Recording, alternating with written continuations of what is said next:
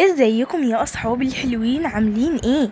اتمنى ان انتوا تكملوا الفيديو للاخر عشان تسمعوا قصة الفيل فلافيلو. يلا بينا علشان نحكي القصة. تنسوش تحطوا اللايك. مستنيين ايه؟ يلا بسرعة. كان في فيل اسمه فلافيلو، كان عايش في بيت في غابة كبيرة. أنا اسمي فلافيلو، مفيش أي حيوان من الحيوانات بيحبني ومش عندي أي صحاب. هروح أتمشى شوية في الغابة. كملوا الفيديو يا أصحابي للآخر عشان تعرفوا قصتي. ازيك يا قرد؟ عامل ايه؟ ممكن نبقى صحاب؟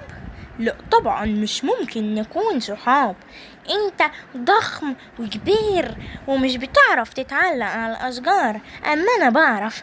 امشي يا فلافيلو، انا مش هكون صاحبك. انا زعلان جدا، زي ما انتوا شايفين مفيش اي حيوان بيرضى يصاحبني. انا زعلان منك يا قرد، انا هروح اشوف لي اي حيوان تاني اتصاحب عليه.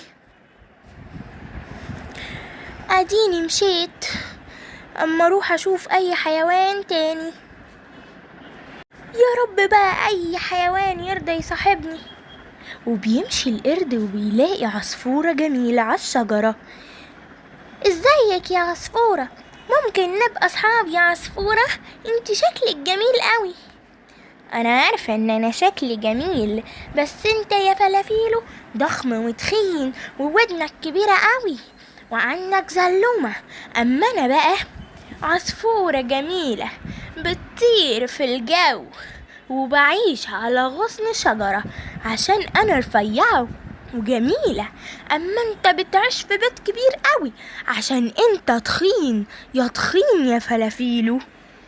بيمشي الفيل زعلان وبيروح عند الزرافة والغزالة، فبتتكلم الزرافة وبتقول للغزالة: الحقي يا غزالة، بصي مين جاي هناك، التخين فلافيل والتخين. ايوه فعلا عندك حق يا زرافة. ازيكم عاملين ايه؟ ممكن يا زرافة انتي والغزالة يبقى انا وانتم صحاب؟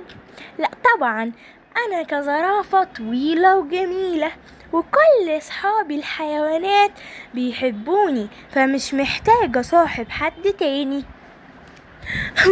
وانتي يا استاذة غزالة مش عايزة تصاحبي حد؟ وانا زيها بالظبط يا فلافيلو، مش عايزة صاحب اي حد.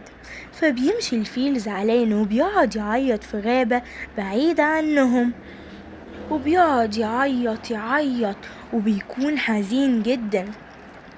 هو انا ليه كل الناس مش عايزة تصاحبني عشان انا تخين؟ لحد لما الليل بيجي عليه وهو مروحش وبينام في الغابة عشان العصفورة قالت له: انا بعيش في شجر وبعيش برا بيوت، اما انت عشان تخين بتعيش في البيت. فالفيل بيعيش في الغابة ومش بيروح بيته تاني، فبيصحى وبيكون زعلان جدا جدا. انا كل حياتي بائسة، اتمشى شوية بقى في الغابة. وهو بيتمشى بتطلع عليه كل الحيوانات اللي راح لها امبارح وما رضيتش تصاحبه، وبيقولوا له: الحقنا يا فيل الحقنا. فبيقول لهم: انتوا بتجروا كده ليه؟ فبيقولوا له: في نمر بيطارد الغابة واحنا هنجري. وبيجروا وبيسيبوه لوحده، لكن هو مش بيجري وبيجيله النمر. ما بتجريش ليه؟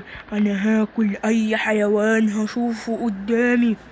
الفيل بيتعصب جدا وبيقول له: انت ما تقدرش تاكلني، انا اضخم منك. فالنمر بيجري بسرعة جدا وبيكون خايف. فبترجع تاني مجموعة الحيوانات وبتقول له: شكرا جدا يا فلافيلو، وما تزعلش مننا ان احنا ضايقناك وقعدنا نقولك يا تخين يا تخين يا تخين. احنا اسفين لك جدا جدا، ونتمنى ان انت تكون مش زعلان مننا. الفيل يرد ويقول لهم: خلاص يا جماعة، انا مش زعلان منكم، بس ممكن تكونوا صحابي بيقولوله طبعا طبعا بعد اللي انت عملته معانا ده احنا هنبقى اصحابك. وبتنتهي قصة النهاردة يا أصحابي، ولو عجبتكم ما تنسوش تحطوا اللايك زي ما قلتلكوا، وقولوا لكل أصحابكم يتفرجوا على قناة ألعاب ملوكة، وفعلوا الجرس واستنوا كل جديد من قناة ألعاب ملوكة. باي.